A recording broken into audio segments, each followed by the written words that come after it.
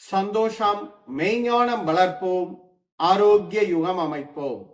அன்னையை வணங்குவோம், தந்தையை வணங்குவோம், நம்மை வழிநடத்தும் நம் முன்னோரை வணங்குவோம்.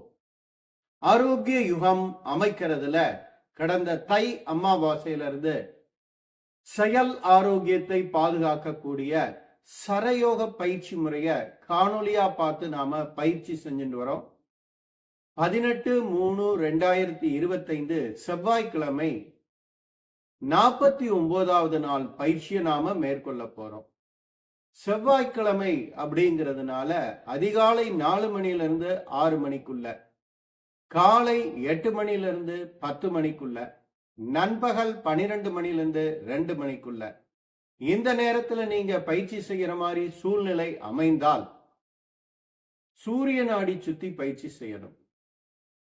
காலை 6 மணிலிருந்து 8 மணிக்குள்ள, காலை 10 மணிலிருந்து 12 மணிக்குள்ள, நண்பகல் 2 மணிலிருந்து 4 மணிக்குள்ள இந்த நேரங்களில் நீங்க பயிற்சி செய்யற மாதிரி சூழ்நிலை அமைந்தால் சந்திர நாடி சுத்தி பயிற்சி செய்யணும்.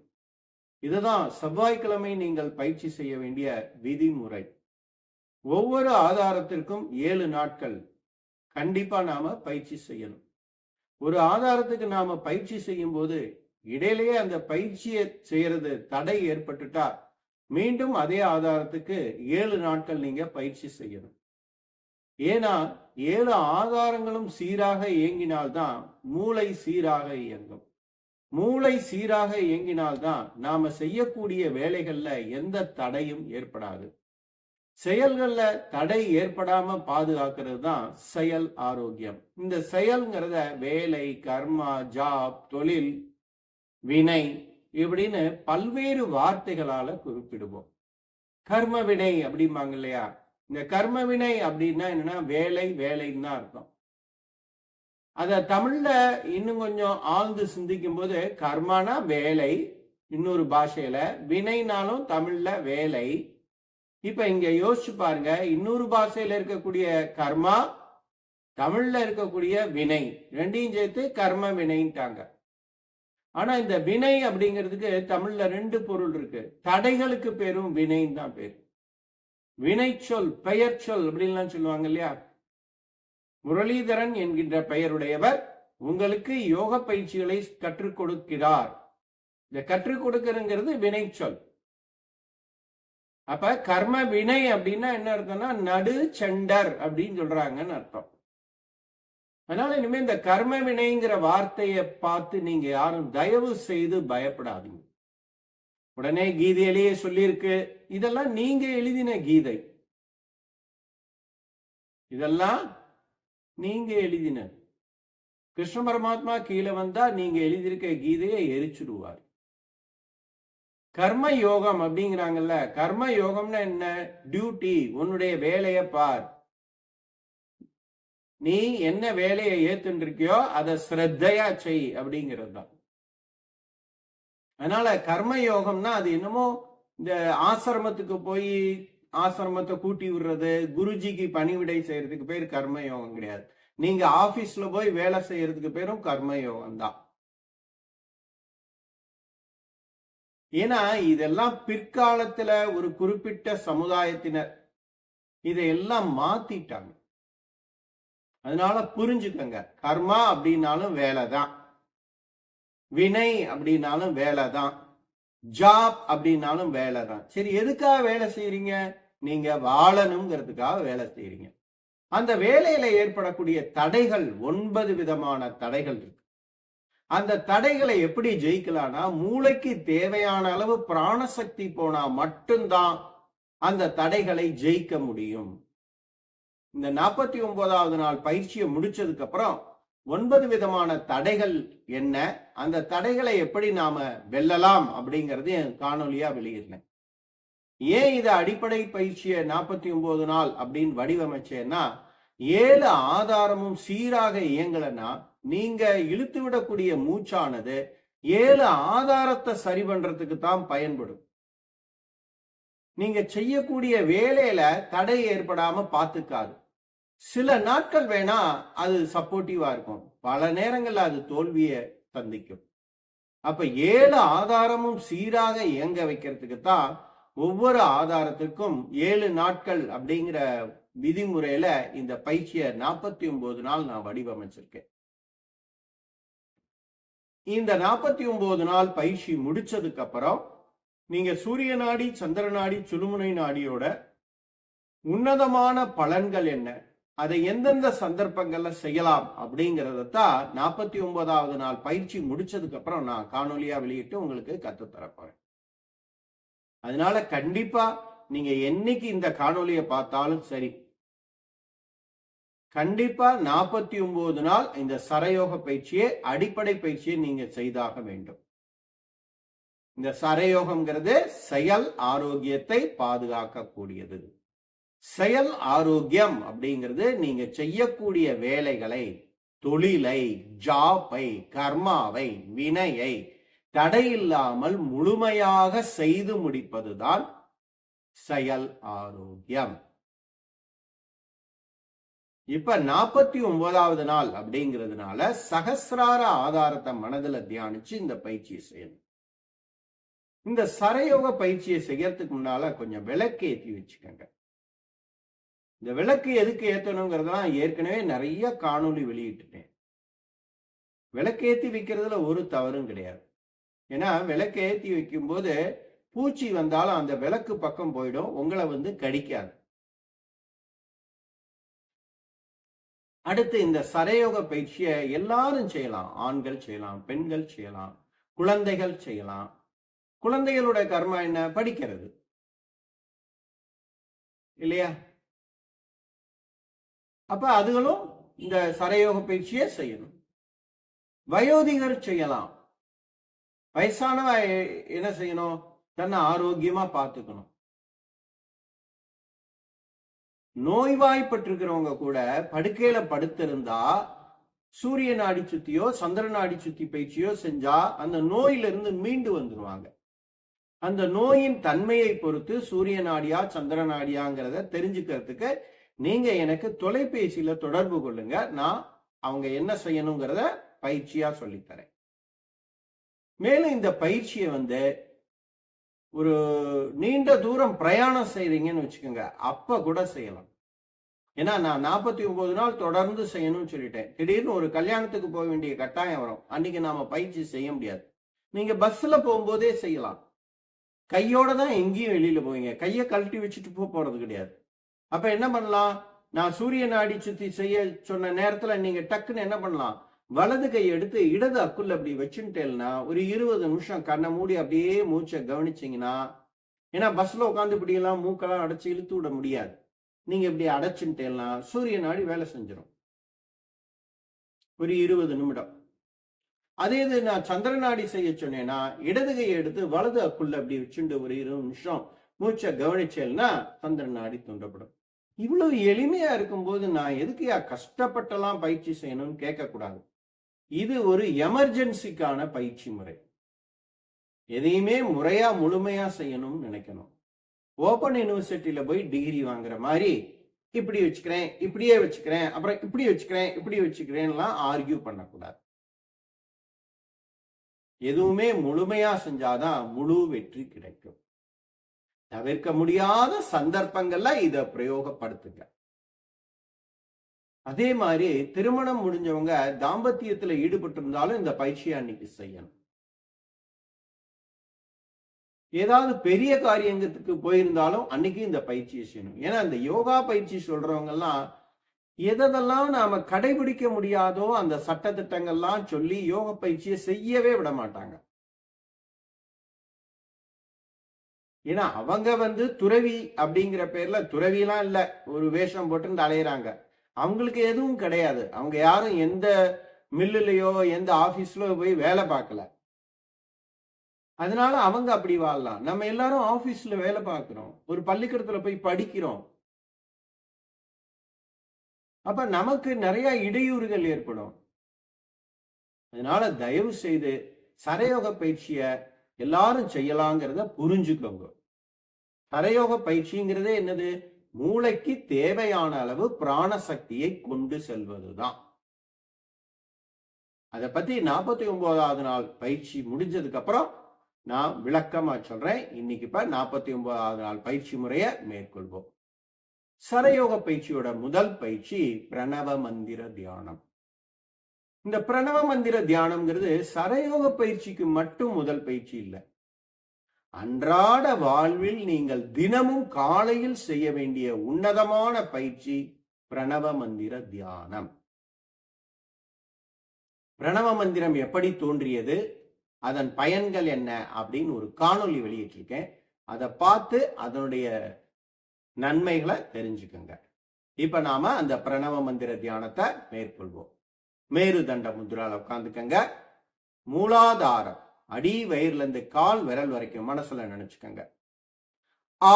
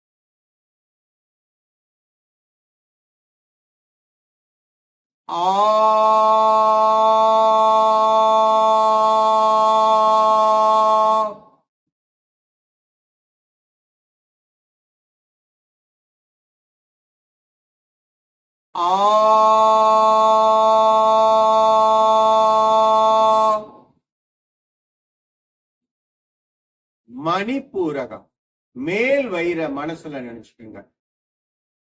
காத்து ஊதுற மாதிரி சத்தம் வரக்கூடாது.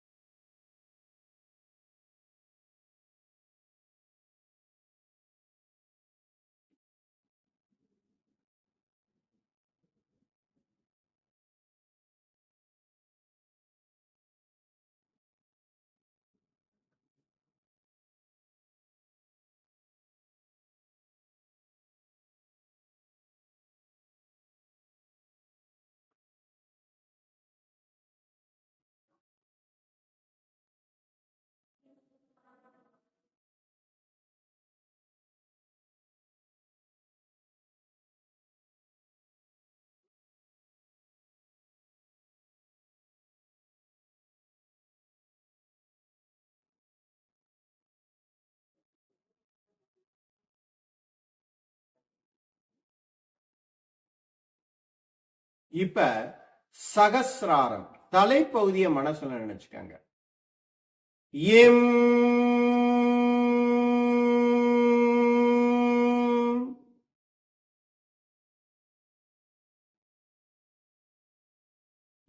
எம்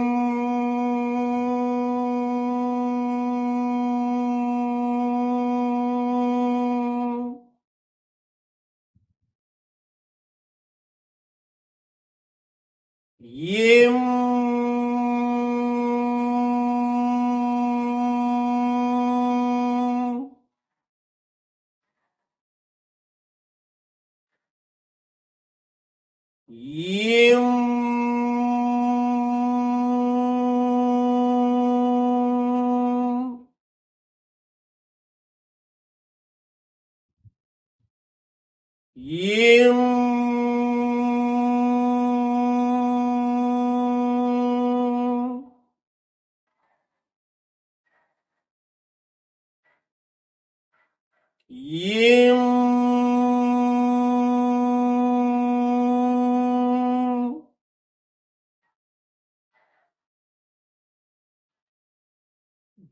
இம்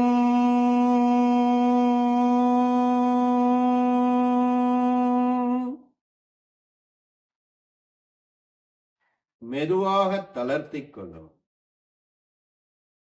பிரணவ மந்திர தியானத்தை முடிச்சதுக்கு அப்புறம் பவன முக்தாசனம். ஒரு துண்டை எடுத்து 2 நுனியும் பிடிச்சுக்கணும். கைய மடக்காம பின்னால கொண்டு போகணும். கைய மடக்காம முன்னால கொண்டு வரணும். இந்த பவன முக்தாசனத்தை செய்யும் போது மூக்கடைப்பு இருந்தா நீங்கிடும். ஒரு 10 முறை.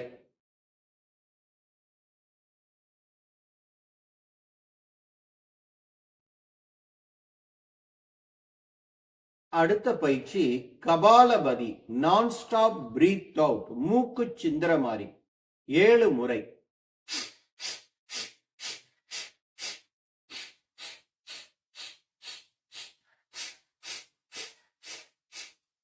பஸ்திரிகா, மூச்சை இழுத்து இழுத்து வெளியே விடணும் 7 முறை.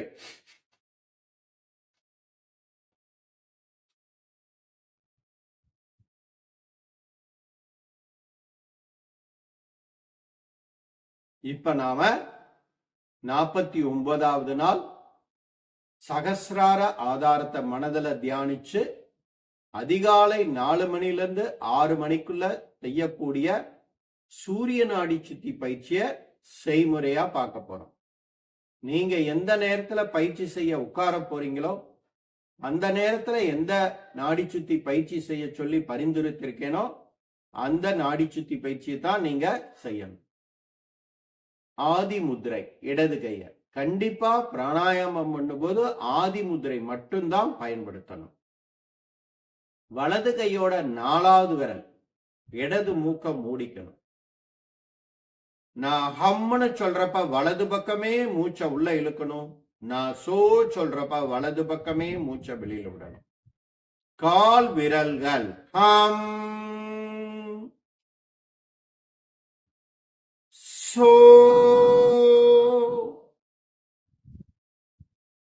பாதங்கள் ஹம்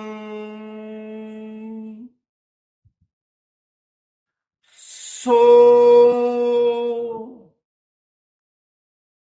கணுக்கால்கள் ஹம்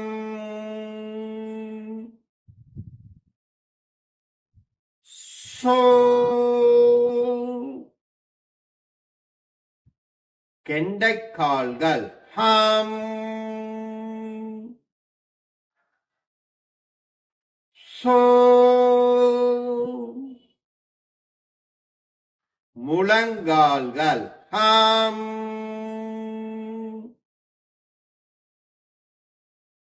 சோ,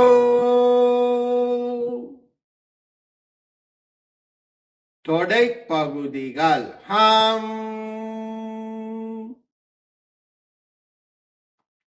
சோ, பிருஷ்ட பகுதிகள் ஹம்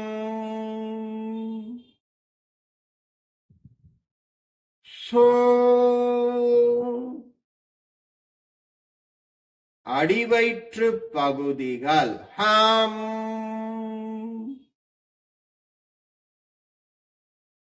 சோ,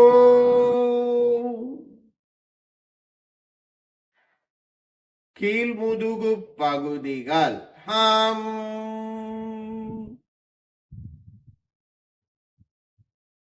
சோ,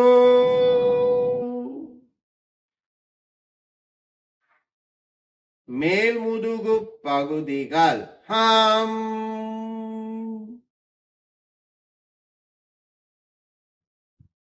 சோ, இடுப்பு பகுதிகள் ஹம்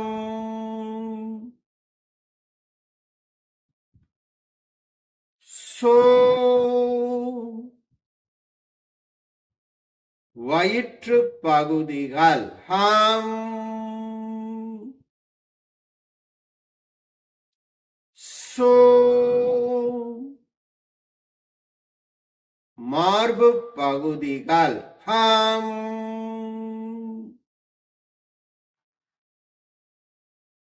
சோ, கை விரல்கள் ஹம்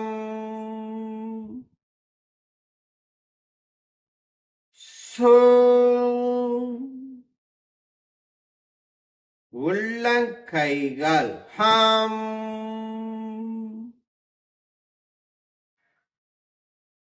சோ மணிக்கட்டுகள் ஹம் சோ கீழ்கைகள் ஹம் சோ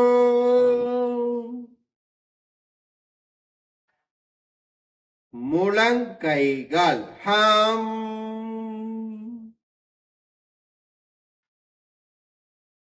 சோ மேல் கைகள் ஹம்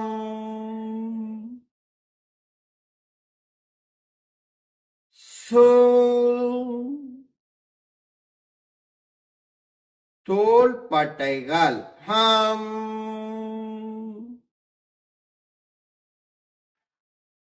சோ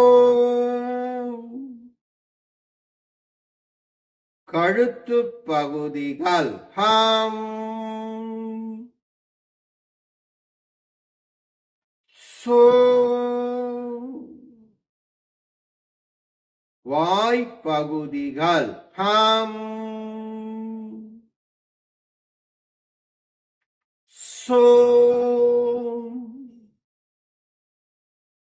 மூக்கு பகுதிகள் ஹம்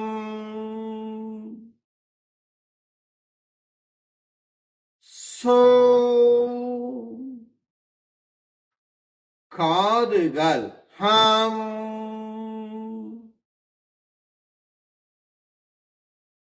சோ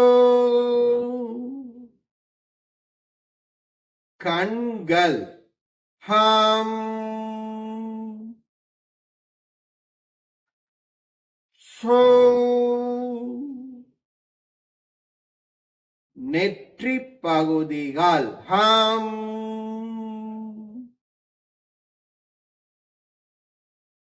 சோ தலைப்பகுதிகள் ஹம்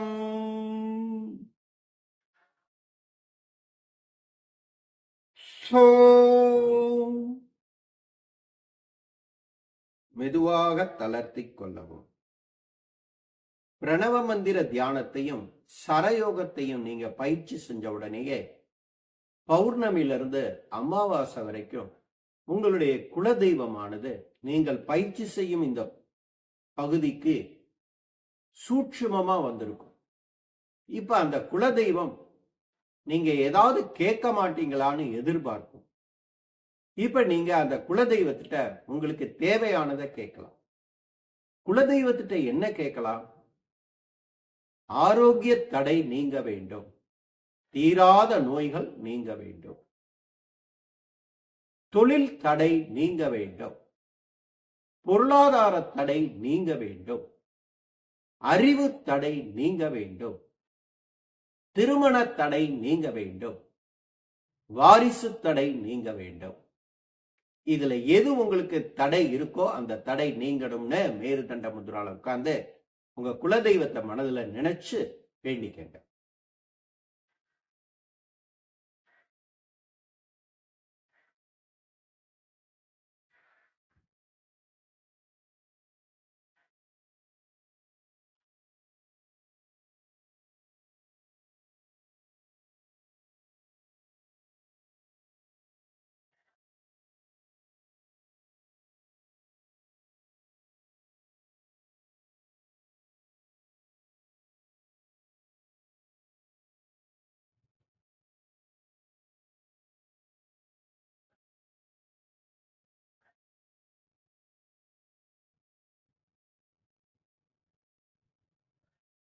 நிச்சயம் உங்க குலதெய்வத்திட்ட உங்களுக்கு இருக்கக்கூடிய தடையெல்லாம் நீங்கணும்னு வேண்டிட்டு இருப்பீங்கிற நம்பிக்கையோட இந்த 49வது நாள் பயிற்சியை நிறைவு செய்து கொள்கிறேன்.